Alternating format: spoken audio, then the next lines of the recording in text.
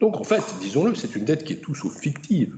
Et son annulation a bel et bien des conséquences concrètes, dont la plus grave serait l'atteinte définitive à la crédibilité de la BCE, dont l'action repose sur la confiance, et aussi, bien sûr, à la crédibilité du pays qui serait tenté de le faire unilatéralement. De surcroît, le bénéfice d'une annulation de la dette est en fait très incertain, puisque nous serions face à une situation inédite. Au mieux, on pourrait se rapprocher de la situation de l'Argentine au début des années 2000, qui, après avoir expérimenté le défaut de paiement, a expérimenté l'hyperinflation. Nous ne sommes pas vraiment menacés par ça. Nous n'avons pas annulé notre dette. Je raisonnais un peu par absurde. Et ce bénéfice est d'autant plus incertain que c'est une action contraire aux traités européens. Or, réformer les traités nécessiterait un accord des pays membres qui n'existe pas. Donc, je ne veux pas sembler pessimiste, mais le devoir d'un responsable public est aussi de dénoncer des mensonges, même bien intentionnés, qui ne font pas en vérité avancer le débat public. Dire que la dette publique ne peut pas être annulée et qu'elle ne le sera pas, c'est juste une vérité simple. Ça n'empêche pas de chercher des solutions pour bien traiter le problème, et je vais essayer de finir par là. Parce qu'il y a plusieurs pistes qui existent tout de même pour répondre au défi du remboursement de la dette. J'en ai évoqué quelques-unes. D'abord, rappelons que les États et les banques centrales disposent d'un éventail juridique et économique de solutions alternatives à l'annulation de la dette. La plus courante, c'est ce qu'on appelle le roulement de la dette, à savoir rembourser une dette arrivée à échéance par un nouvel emprunt. Solution qui est bien choisie présentement au vu du taux d'intérêt, qui peut permettre d'émettre des titres de dette à très long terme, comme l'Autriche ou le Mexique, qui ont émis de la dette à 100 ans. Je ne conseillerais pas à la France de le faire. On peut vraiment allonger les maturités de manière très conséquente. On le fait. C'est ce que fait l'agence France Trésor quotidiennement. Il est aussi possible de cantonner la dette, comme le suggère le Haut Conseil du financement de la protection sociale, afin d'obtenir un différé de paiement, d'assurer une relance dynamique de la croissance des années à venir. Je suis très prudent sur cette solution. Je pense que politiquement, j'en vois bien l'intérêt, parce que ça permet de dire que la dette sera remboursée, justement, qu'elle est bien identifiée, mais ça suppose bien de la mesurer. En revanche, elle doit être traitée comme le reste de la dette. Au-delà de la question de la gestion de la dette, à proprement parler, on doit accorder une attention particulière aux deux principaux aspects de soutenabilité de la dette publique à moyen terme et la qualité de la dépense publique. Certaines dépenses sont efficaces, parce qu'elles soutiennent la croissance, parce qu'elles font avancer l'économie, d'autres le sont moins. Et donc, je pense qu'il faut arrêter de penser, comme certains en seraient tentés, que la dépense publique était une sorte d'ennemi en soi. Elle finance les services publics, elle alimente la solidarité nationale, mais, et ça c'est un peu le mot d'ordre que j'essaie d'imprimer à la Cour des comptes aujourd'hui, plus vous dépensez, on dépense beaucoup, on va encore dépenser beaucoup pour quelque temps, mieux vous devez dépenser. Et avec une dette publique de 120%, comme c'est le cas de la France ou à peu près, on ne peut pas se permettre de dépenser de manière inefficace. C'est pourquoi il faut aller vers des revues de dépenses qui soient plus complètes et plus systématiques, comme le font beaucoup de pays européens. Il faut définir une enveloppe de dépenses globale pour l'ensemble des administrations publiques, exprimée en milliards d'euros, parce que les normes actuelles concernent des périmètres trop étroits, font encore l'objet de nombreux contournements. Il faut rénover profondément le cadre de gouvernance des finances publiques. Il faut pouvoir se projeter, et c'est la raison pour laquelle j'appelle mes vœux une nouvelle loi de programmation de finances publiques. Elle ne peut pas intervenir, évidemment, dans l'année qui vient, qui est une année électorale, mais je crois qu'aussitôt après l'élection présidentielle, disons à l'automne, il faudra voter une loi de programmation qui sera plus contraignante qu'aujourd'hui, avec une portée quinquennale, avec une trajectoire qui pourrait être surveillée par un haut conseil des finances publiques au mandat élargi, qui devrait pouvoir mesurer les écarts, qui devrait pouvoir faire des recommandations plus musclées en matière de gestion de la dette, avec enfin un débat démocratique sur la dette publique qui soit, et sur les finances publiques qui soit élargi. Et la Cour recommande depuis plusieurs années d'instaurer un débat sur la dette publique et sur sa soutenabilité. C'est une proposition qui a aussi été faite par la mission d'information sur la LOLF en 2019, qui me semble plus que jamais d'actualité. Enfin, et c'est là-dessus que je vais conclure mon propos introductif, pour échanger maintenant avec vous et avec ceux qui participent en Zoom, notre échange et que je salue. La mutualisation de la dette européenne est un symbole fort de relance du projet européen qui doit encore s'accompagner de réformes structurelles. Est-ce que le plan de relance pour l'Europe financé par la dette commune aurait pu être mis en œuvre sans la pandémie de coronavirus? C'est peu probable. Et donc, ça nous pose quelques questions. C'est comment peut-on faire en sorte que ces évolutions qui ont été décidées conjoncturellement puissent devenir durables? 2, comment peut-on modifier les règles de finances publiques européennes? Et encore une fois, j'en connais la difficulté, j'ai été commissaire en charge du sujet pendant 5 ans. Faut-il les modifier littéralement ou modifier la gestion? Je pense par exemple aux rapports qui ont été produits par l'European Fiscal Board, Niels Tikkelsen, c'est-à-dire suggérer qu'en réalité, on pilote la dette à travers une norme de dépenses publiques qui tiendrait compte de l'investissement pour l'essentiel, avec des revues de dépenses qui elles-mêmes seraient monitorées par un système d'institutions budgétaires indépendantes dont l'autorité budgétaire européenne serait la tête de pont et dont les hauts conseils nationaux seraient en quelque sorte les relais. Et puis enfin, une dernière question, celle que j'évoquais à demi-mot, qui est celle de la fiscalité. Dès lors que nous avons augmenté le poids de la fiscalité, plutôt le plafond des ressources disponibles en matière budgétaire, dès lors que nous allons quand même vers un alourdissement durable que je crois nécessaire du budget européen, et je le pensais depuis bien longtemps, je préconisais un budget de la zone euro depuis des années et des années, alors il faut se poser la question de vraies ressources propres pour l'Europe, lesquelles il y a des candidats. Bien sûr, une taxe plastique, elle verra le jour, mais ce sera assez modeste. La taxe sur les transactions financières, on a essayé, j'ai passé beaucoup de temps, j'ai mes convictions et mes doutes sur la capacité de faire quelque chose de substantiel, et donc on se trouve ramené aux émissions CO2, on se trouve ramené à une taxe carbone aux frontières, et on se trouve ramené à la taxe sur le numérique, dont je souhaite ardemment qu'elle puisse déboucher à l'échelon international sous l'égide de l'OCDE, et sinon, et d'ailleurs, pas forcément et sinon, ça peut être complémentaire, que l'Union européenne prenne aussi ses responsabilités à travers une directive sur la fiscalité du numérique. Je l'avais après tout proposé quand j'étais commissaire en charge. Voilà quelques mots que je pouvais dire. Je pense qu'il ne faut pas, encore une fois, être dans la situation présente partisan de je ne sais quelle austérité.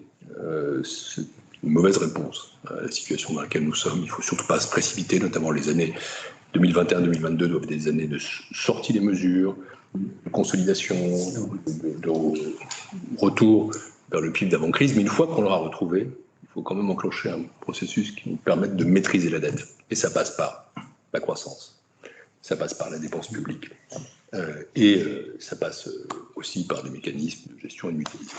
Voilà, c'est sommairement résumé, mais je sais que j'aurais peut-être déçu certains dans les deux sens. Certains d'entre eux que je ne suis pas assez rigoriste, je l'assume. D'autres trouveront que je suis trop dur avec les partisans de l'annulation de la dette. Je l'assume aussi, parce que, quelle que soit la perspective sympathique qu'il y a derrière, il y a une impossibilité. La possibilité, si on ne la présente pas comme telle, risque de nourrir des illusions qui ne mènent nulle part. Bien, merci beaucoup pour cet exposé très complet et très pédagogique également. Je pense que ceux qui nous écoutent ont dû apprécier cet aspect pédagogique, la clarté de votre propos. Je profite de cela pour dire à ceux qui nous écoutent qu'ils peuvent dès à présent poser des questions. Nous les enregistrons immédiatement. Je vais tout de suite passer la parole à Jean-Marie Monnier, qui va discuter d'un peu tout ça. Jean-Marie, c'est à toi. Merci pour cet exposé, Monsieur le Premier Président. Très riche. Vous voyez, j'ai pris beaucoup de notes qui suscitent de mon côté des questions, des interrogations. Bon, le rôle de discutant n'est pas un rôle facile, puisque en gros, il consiste à vous taquiner, histoire d'obtenir des réponses qui permettent effectivement d'éclairer nos auditeurs, ceux qui nous regardent. Je vais donc commencer par une question un peu provocatrice. Lorsque vous dites une dette doit être remboursée, vous l'avez répété à plusieurs reprises dans cette intervention. Vous avez dit la dette doit être remboursée parce que c'est la confiance, c'est la souveraineté, c'est la crédibilité. Est-ce qu'on n'est pas en présence d'un risque d'essentialisation de la dette En d'autres termes, ce que dénoncent un certain nombre d'économistes aujourd'hui, c'est-à-dire une mythification d'un certain nombre, en quelque sorte, de représentations économiques comme celle-ci. Il faut rembourser une dette. Et je vais en poser quelques questions, si vous voulez. Est-ce qu'on doit considérer la dette comme un bloc, comme un tout, ou est-ce qu'il ne faut pas plutôt regarder ce qu'elle a permis de financer? Je vais prendre deux exemples, si vous voulez bien me le permettre. La dette française, si on regarde sa composition, son origine, en gros, on peut dire que 30 à 40% de la dette, ça a été calculé par différents économistes, est lié à ce qu'on appelle un effet boule de neige. Les taux d'intérêt sont durablement plus élevés que le taux de croissance du PIB. Bon, je vais être provocateur. Est-ce qu'on n'a pas finalement eu une augmentation autonome de la dette qui est liée finalement au caractère spéculatif du fait des marchés financiers sur lesquels, effectivement, la dette et les emprunts sont vendus? Est-ce que donc on n'a pas un jeu derrière, des intermédiaires financiers qui, pendant très longtemps, ont consisté à, effectivement, demander des taux d'intérêt que les taux de croissance du PIB ne justifiaient absolument pas? Première composante de la dette. Et qui, vous voyez, cette remarque justifie peut-être ce que disent certains. Pourquoi rembourser alors que les taux d'intérêt excessifs ont déjà été acquittés? Deuxième composante, est-ce qu'on ne peut pas considérer qu'une bonne part de la dette Covid, c'est une dette qui a permis de maintenir un appareil productif en l'état, dans toutes ses composantes? C'est-à-dire non seulement l'appareil productif matériel, le capital des entrepreneurs, mais aussi le capital humain. Est-ce que finalement, le quoi qu'il en coûte a été avancé dès le début, il n'a pas permis justement, par l'intermédiaire des mesures de chômage partiel, de préserver une ressource, un facteur de production indispensable à la reprise? Car on voit bien actuellement ce que disent les entreprises, c'est qu'ils comptent sur le retour de leurs anciens salariés pour pouvoir repartir et repartir vite. Repartir vite, ça veut dire aussi avec des gens qui ont les routines de l'entreprise, qui savent comment on fait tourner la boîte, si je puis me permettre d'aller vite. Et donc, est-ce que ce n'était pas l'investissement nécessaire à une reprise de bonne qualité? En d'autres termes, est-ce qu'on ne peut pas dire que est-ce qu'on ne peut pas traiter, vous avez un petit peu répondu déjà, j'ai l'impression, mais peut-être pourriez-vous préciser votre pensée. Est-ce qu'on ne pourrait pas ici traiter cette dette comme une dette ayant servi à financer un investissement? Et vous avez raison, derrière viennent d'autres investissements, transition numérique, transition écologique, etc. Donc ça, c'est une première question. Je ne sais pas, oui, on peut peut-être... Enfin, continue. C'est comme vous voulez. Alors, vous avez avancé, vous avez parlé du plan européen. Je vais essayer de balayer large. Excusez-moi, je vais essayer de balayer large. Vous dites, c'est pas le moment fédéraliste. Et vous dites, c'est sans précédent. Oui, mais enfin bon, on a l'exemple américain en face. C'est un sans précédent petit format. Est-on vraiment là devant ce qui va nous permettre de redémarrer correctement? Vous avez évoqué à plusieurs reprises, vous avez évoqué les questions fiscales, les modalités de financement, vous avez parlé de ressources propres. Est-ce qu'on doit déduire de tout ce que vous avez dit, je vais être honnête, moi-même je suis pour, je l'ai écrit à plusieurs reprises, je ne vais pas nier ce que j'ai écrit. est-ce qu'on pourrait dire que vous êtes favorable à la mise en place d'un circuit de financement fisco-financier européen, entier, plein, et qui ne transite pas seulement par des ressources qui sont dérivées comme ça des États, mais d'un véritable circuit fisco-financier européen, ce qui implique effectivement derrière un vrai budget voté par le Parlement européen, etc. Et là, on change de dimension. Là, on peut dire qu'on passe dans le moment fédéraliste de l'Union européenne. Deuxième question que je me suis senti un peu, si vous voulez, voilà.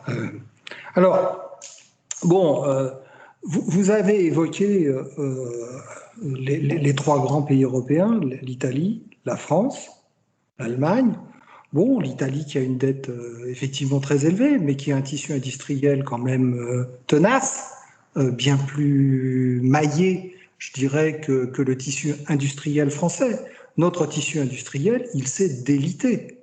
Nous avons des grandes entreprises, et des grandes entreprises implantées à l'international, peu en France, avec un tissu industriel beaucoup moins maillé que l'italien. Quant à l'Allemagne, oui, vous avez raison, mais est-ce qu'on ne peut pas dire que les excédents de l'Allemagne, ils ont été fabriqués aussi sur des excédents commerciaux, en quelque sorte, au niveau de l'Union européenne? C'est-à-dire que tous les déficits commerciaux, par exemple de la France, d'autres pays, ont permis à l'Allemagne de vivre sur des excédents commerciaux et donc de vivre sur une dette qui allait décroissante. J'ai une image, vous voyez, on est un peu comme des jumeaux dont l'un capte la capacité vivante des autres. On ne peut pas dire ça. Est-ce que finalement la situation allemande ne pourrait pas être considérée comme une infraction aux règles européennes? Là, il y a quand même une question qui se pose par rapport à l'interrogation que vous avez évoquée sur la solidarité. Hein, le fédéralisme, vous avez expliqué, c'est la solidarité. Est-ce que effectivement il y a solidarité de ce point de vue-là? Alors, tout le monde aura compris effectivement que vous n'êtes pas favorable à une mesure qui consisterait à ne pas rembourser la dette. Vous prenez l'exemple argentin, nous ne sommes pas l'Argentine quand même. Non. Nous ne sommes pas l'Argentine. Hein. Mais le jour où nous décidons de ne pas rembourser notre dette, je me demande à voir ce que nous sommes. Bah, sans doute l'une des premières puissances économiques mondiales, ce que n'est pas l'Argentine non plus. Voilà. Une puissance peu crédible et peu financière. Bon. Peut-être que on peut passer la question un peu parce qu'il faudrait aussi. Oui. Je ne vais peut-être pas répondre à toutes ces questions, mais je vais partir de la première, bien sûr. Non, je n'essentialise pas du tout la dette. Quand je dis qu'une dette doit être remboursée, je ne dis pas qu'elle doit être remboursée demain matin, intégralement, avec des règles léonines. Je la contextualise. Et c'est comme ça qu'il faut le contextualiser. Et pour reprendre ce que vous dites, je pense en effet que les dépenses publiques massives qui ont été faites pendant la crise Covid sont légitimes, qu'elles étaient indispensables pour le tissu productif, pour le tissu social, et aussi pour maintenir un niveau sanitaire convenable. Je ne suis pas du tout en train de dire que ceci était en quoi que ce soit illégitime, et je pense en effet que c'est ce qui nous a permis de tenir comme société. Et dans le rapport que la Cour fait, nous examinons aussi les différentes aides, par exemple les PGE, le Fonds de solidarité, le chômage partiel, en portant là-dessus un regard tout à fait positif. Il demeure qu'on ne peut pas non plus garder le quoi qu'il en coûte branché à perpétuité, ne serait-ce que parce qu'une fois que la crise sanitaire est finie, un certain nombre de ces mesures n'ont plus de justification. On ne va pas financer, par exemple, au chômage partiel pour l'éternité des salariés le jour où trouve leur emploi. Je pense qu'ils ne le souhaitent pas. Ils ne le souhaitent pas du tout. Il faut s'assurer qu'ils puissent retrouver un emploi. Et donc, il faut continuer à alimenter la machine. Et donc, la réhabilitation de l'investissement, je suis également tout à fait pour. Donc, une fois qu'on a dit ça, on aboutit à une démarche qui, pour ça je dis contextualiser ou phaser.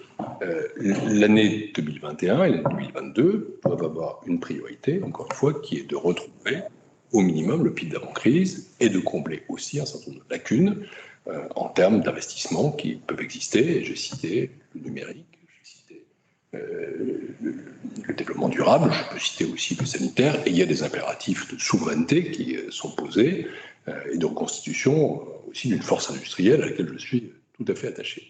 Et donc on doit être dans cette perspective-là. Parce qu'au bout de cette période, on doit réapprendre à vivre sans oxygène, en fait, et sans oxygène économique aussi. Et à partir de ce moment-là, la question de la dette se posera en des termes différents, parce que nous sommes quand même dans un système européen, parce que nous avons des éléments de comparaison, parce qu'il y a des éléments de crédibilité, parce qu'il y a des éléments de souveraineté, il y a des éléments de compatibilité au sein de la zone euro, et c'est la raison pour laquelle, de manière encore une fois non brutale, prudente, progressive, nous devons engager un processus qui aboutit à la réduction de la dette pour éviter justement l'effet boule de neige que vous évoquez. Mais il n'est pas arrivé non plus par hasard. Si nous avons eu des taux d'intérêt plus élevés que les autres, c'est parce que justement notre économie était moins crédible que d'autres. Les marchés financiers, à tel ou tel moment, et je l'ai vécu quand j'étais ministre des Finances, franchement, on vit mieux avec des niveaux qui sont des niveaux extrêmement bas, on vit mieux avec des niveaux allemands qu'avec les niveaux français de l'époque. Et nous étions extrêmement préoccupés de ça quand nous sommes arrivés aux responsabilités, ce qui nous a amené d'ailleurs à prendre des mesures pour établir les comptes qui ont été brutales, y compris en termes fiscaux. Donc faisons tout à fait attention à cela. Donc quoi qu'il en coûte, à un moment donné, doit cesser.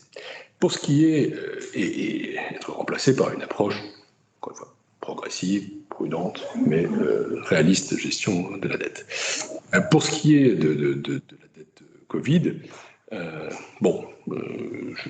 pense en effet qu'il n'est pas inutile de l'isoler, de la quantifier, justement parce qu'elle a ce rôle spécifique que vous avez évoqué, mais financièrement, c'est comme une dette comme une autre.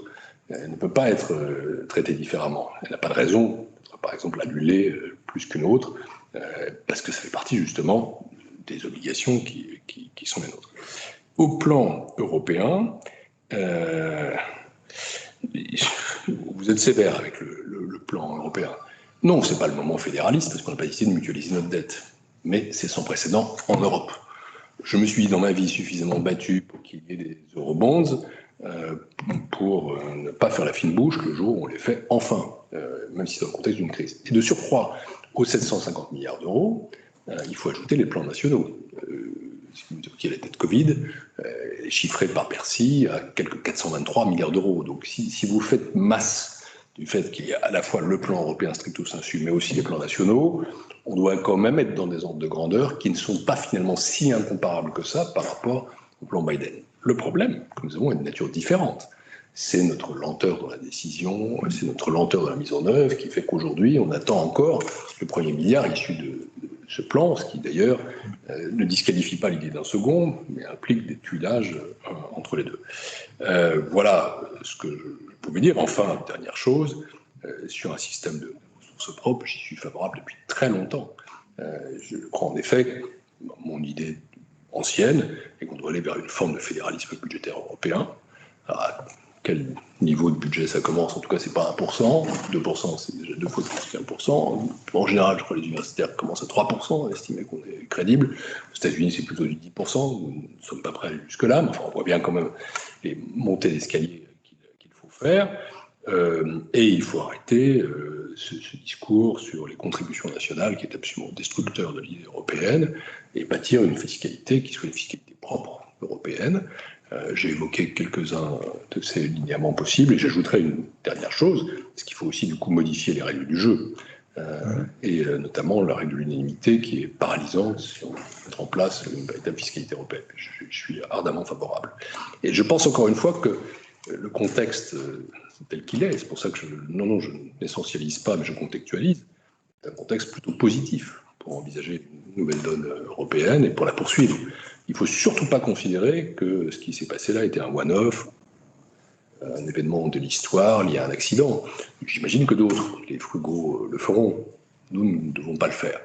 Et il est très important qu'il y ait des idées françaises qui alimentent cette idée de mutualisation de la dette. Parce qu'il y a ça aussi, c'est une mutualisation de la dette. Et c'est une autre façon de gérer le problème. Enfin, sur votre remarque sur l'Allemagne, pour le coup, je vais la considérer comme totalement provocatrice. Vous savez, une chose que j'ai apprise au cours d'une vie politique assez longue et très européenne, c'est l'empathie. Par exemple, moi qui vous parle, aujourd'hui je suis retiré de la politique, on ne change pas totalement de ses convictions, je suis un vieux social-démocrate français, très bien, pas engagé. Mais quand je parle à des conservateurs allemands ou néerlandais, je ne partage pas leurs convictions, mais j'écoute leur discours. Parce que leur discours, c'est au fond, vous êtes très sympathique. Vous, les Français, vous avez vécu comme des cigales, vous n'avez pas fait d'efforts pour remettre vos finances publiques en ordre, et vous nous demandez à nous, tranquillement, de mettre un trait de plume sur votre dette, ou de mettre en place des règles qui seraient laxistes, alors que pourquoi est-ce que vous ne faites pas comme nous? Parce que la situation allemande, elle vient aussi du frein à la dette, d'une gestion des finances publiques précautionneuse. Il faut toujours trouver des compromis en Europe. Et notamment un compromis franco-allemand. Est-ce que je peux poser une question là pour aller jusqu'au bout? Vous avez esquissé là, la question des règles de gouvernance des finances publiques européennes. Est-ce que vous pourriez aller un peu plus loin? Vous dire, enfin, vous êtes favorable à quoi? Il y a le souhaitable et il y a le possible. Je vais prendre un exemple sur le souhaitable. La dette publique dans l'Union européenne est à 102%.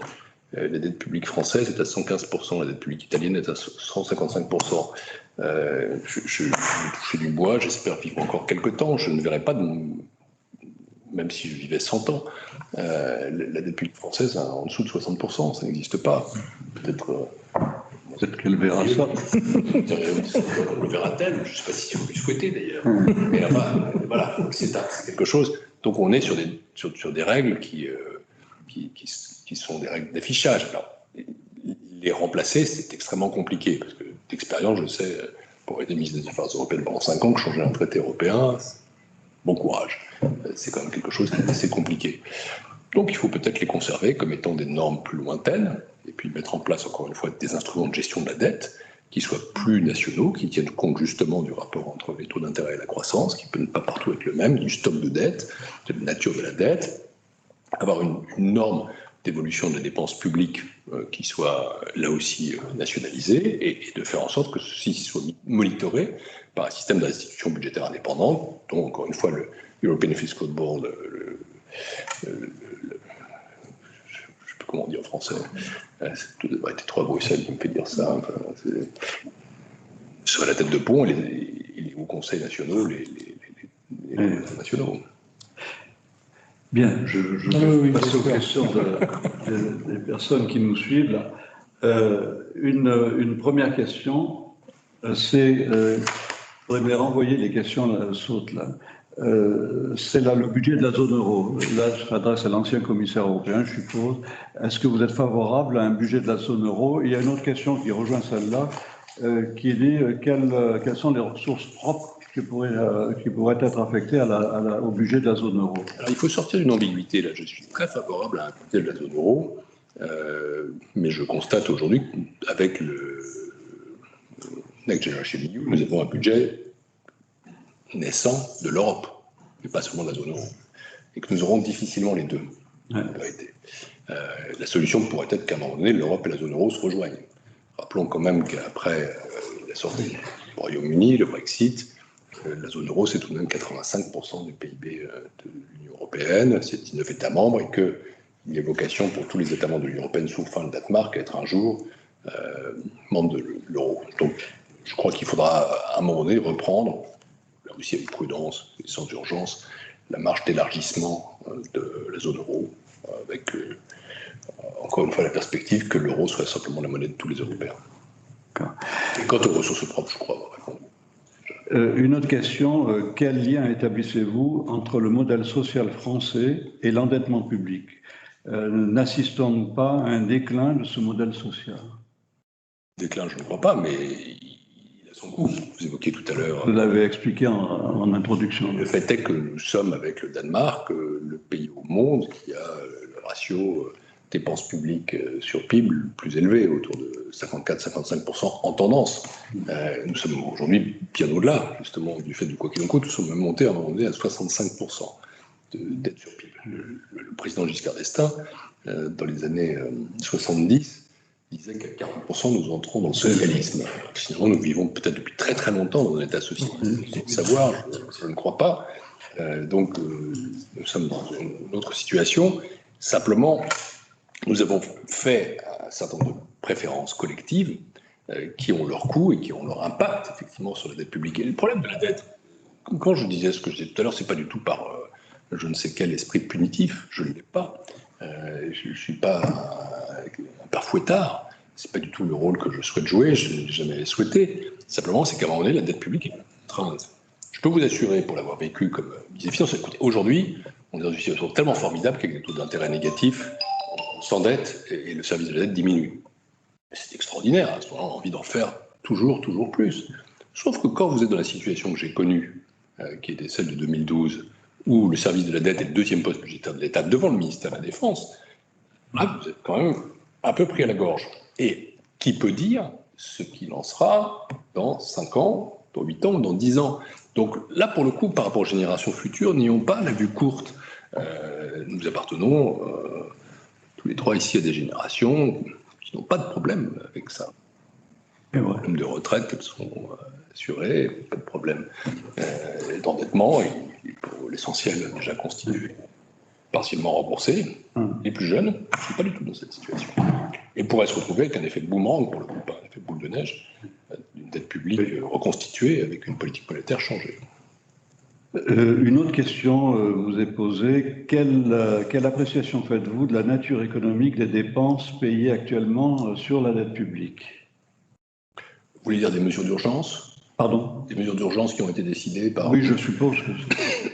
Écoutez, encore une fois, nous allons rendre dans notre rapport un peu d'évaluation de tout ça. Regard, comme disait l'autre, globalement positif. Parce qu'effectivement, comme vous l'avez dit, ça a contribué à préserver la cohésion sociale, à protéger le tissu productif qui en avait besoin, à financer les dépenses sociales qui étaient indispensables. Et par exemple, sur le fonds de solidarité, la Cour des comptes s'est déjà prononcée dans son rapport public annuel de façon plutôt favorable. Alors, il y a quelques problèmes mineurs qui peuvent exister, mineurs plus ou moins, avec des risques de fraude, puisqu'on a décidé pendant ce temps-là de suspendre les contrôles. À un moment, et encore une fois, quand on commence à débrancher le dispositif ou à le mettre en extinction, il faut aussi rétablir une logique de contrôle, une logique que la Cour des comptes le préconise. Mais pour l'essentiel, par rapport aux questions majeures qui étaient posées à notre société, un regard positif sur ces mesures. Une autre question. La légitimité et assez bon dessin. Observant que la plupart des pays européens, pour le coup, ont fait des réponses comparables aux problèmes. Une autre question, alors là, qui concerne particulièrement la France, et je pense que c'est une des questions qui se pose dans le cadre du printemps des finances publiques, le semestre. Quel élargissement souhaitable pour le Haut Conseil des finances publiques, tant dans sa composition que dans sa compétence? Une question qui se pose à l'Assemblée nationale actuellement. Oui, la composition, je ne crois pas qu'elle doit évoluer de manière absolument fondamentale, telle qu'il est un bon équilibre entre des membres de la Cour des comptes, des économistes, des membres nommés par le pouvoir politique, avec un regard de terrain. Il auditionne les administrations de manière régulière. Moi, je voyais deux problèmes. Il y en a un qui est en passe d'être résolu, mais qui n'est pas complètement résolu, qui est de ses moyens. C'est-à-dire, en termes d'expertise économique, nous étions quand même très en dessous des autres. Mais au PLF 2021, à ma demande, Dussopt a bien voulu proposer la création d'un certain nombre d'emplois. Donc maintenant, nous avons une masse critique qui nous permet davantage de conduire, y compris des études par nous-mêmes. Il faudra encore le renforcer un peu, mais enfin, on est vraiment dans l'ordre de la décimale. C'est quelques emplois publics. Et puis, il y a une question de mission. Et je pense que le Haut Conseil doit élargir ses missions, encore une fois, la question de soutenabilité de la dette, aussi mesurer les écarts de prévision entre prévision et les réalisations, pouvoir avoir un pouvoir d'alerte qui soit plus important qu'aujourd'hui, et à jouer davantage un rôle de vigie. Et donc nous avons déjà fait des propositions en la matière, nous en referons encore dans le cadre du rapport que j'adresserai dans quelques jours au Premier ministre. Après, une question qui a été posée par la commission présidée par Jean Arthuis, est-ce que ça doit être le Haut Conseil ou autre chose? Pour moi, le Haut Conseil tel qu'il est plutôt bien positionné, à équidistance entre le gouvernement et le Parlement, appuyé sur la Cour des comptes, avec aussi le fait que c'est une institution publique remarquablement peu coûteuse, précisément parce qu'elle est appuyée sur la Cour des comptes. Il n'y a pas de programme public moins coûteux que celui-ci. Une autre question, le contexte actuel, crise sanitaire, Covid-19, est-il le bon moment de revoir le taux d'intérêt de la dette publique, surtout pour les pays impactés par la crise?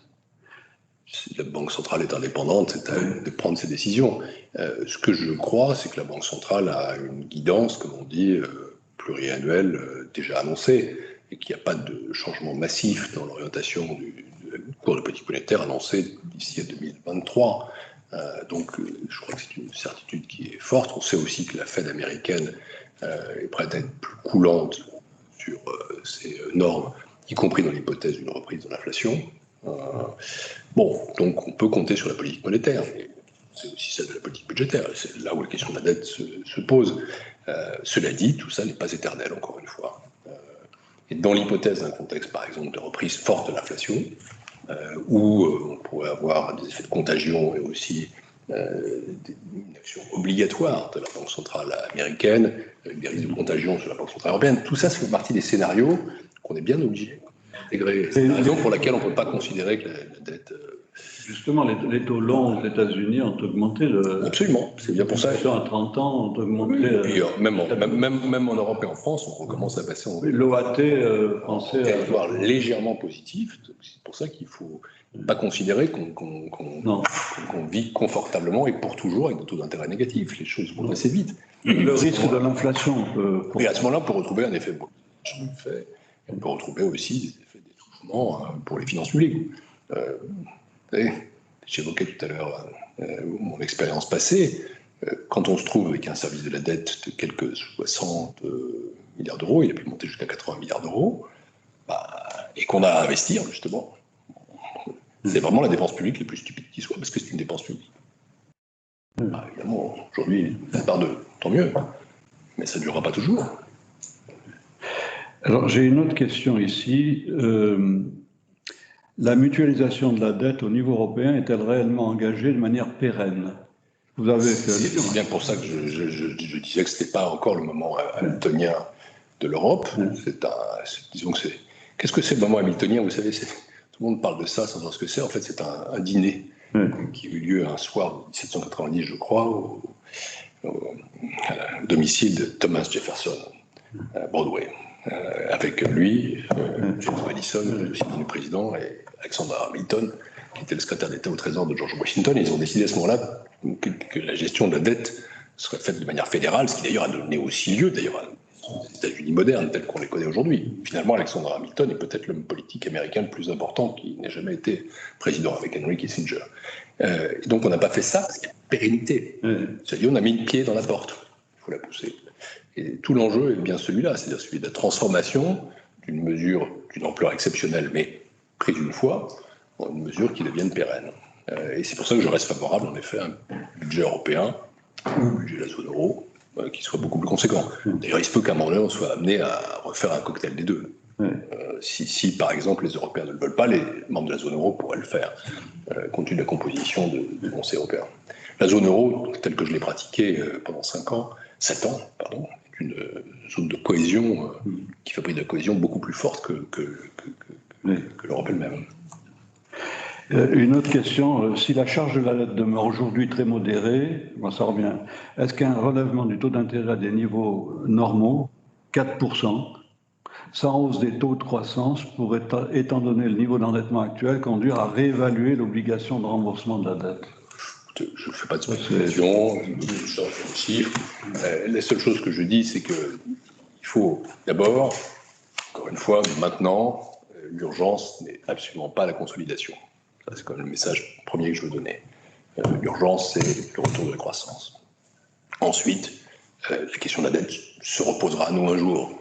La formule doit être remboursée, c'est une formule brutale. Enfin, c'est juste, n'ayons pas l'illusion qu'elle va disparaître. Non, elle ne s'éparpillera pas dans l'univers où nous vivons. Et nous vivons dans l'Union européenne et dans la zone euro. Nous sommes un pays cœur de la zone euro, de l'Union européenne. Donc préparons-nous. Et quelles sont les réponses? Les réponses, c'est la croissance d'abord. La croissance suppose l'investissement, bien sûr. Et c'est d'ailleurs pourquoi, au sein de la dépense publique, il faut privilégier l'investissement. Et c'est aussi, malgré tout, la maîtrise de la dépense. La maîtrise de la dépense, ce n'est pas une austérité insupportable. Mais je note par exemple que dans le programme de stabilité de la France, on parle d'une dépense de 0,7% par an. On ne l'a jamais fait. Mais c'est pas faisable quand même. J'ai une dernière question. Enfin, j'aurais voulu quand même que vous répondiez à une question que je me suis posée tout à l'heure quand vous avez parlé de l'Argentine, parce que l'Argentine est un pays en rupture de paiement actuellement. Qu'est-ce que vous pensez, que doit-on faire pour les pays à économie fragile, quoi? Actuellement, le G7, enfin bon, vous le savez, suspendu, mais est-ce qu'on peut aller plus loin? Je ne me permets pas de m'ingérer maintenant dans les grands argentiers de la planète dont j'ai fait partie, puisque j'ai participé à cette finance pendant 7 ans moi-même. C'est une question à répondre. Mais je vais répondre un peu à côté de la plaque, mais pas totalement.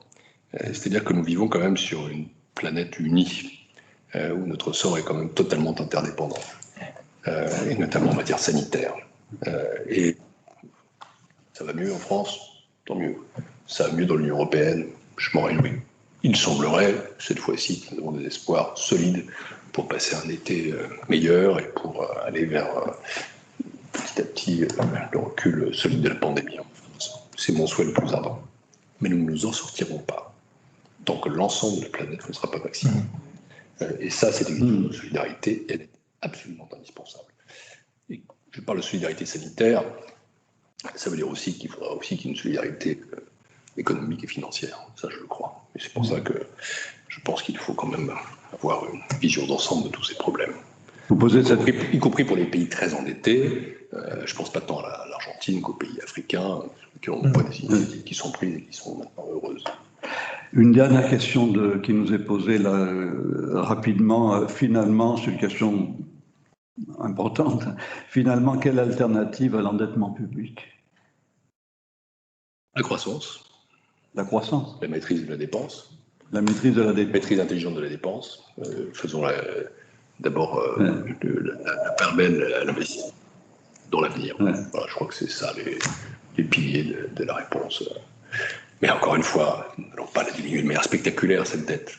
Juste, il faut quand même commencer à un moment donné à le lisser, puis renverser le mouvement. Nous vivrons mieux avec une dette entre 100 et 110% à la fin de la décennie, avec des déficits maîtrisés, des intérêts contrôlés, qu'avec une dette à 140% et le retour de l'effet de boule de neige. Bon, oui, pardonnez-moi de dire des choses aussi banales, mais c'est aussi comme ça que les choses. Et vous savez, je vais terminer là-dessus, je pense que les Français sont très lucides sur le sujet, très lucides. À la fois, ils sont contents du quoi qu'il en coûte, ils sont contents d'avoir été protégés pendant la crise.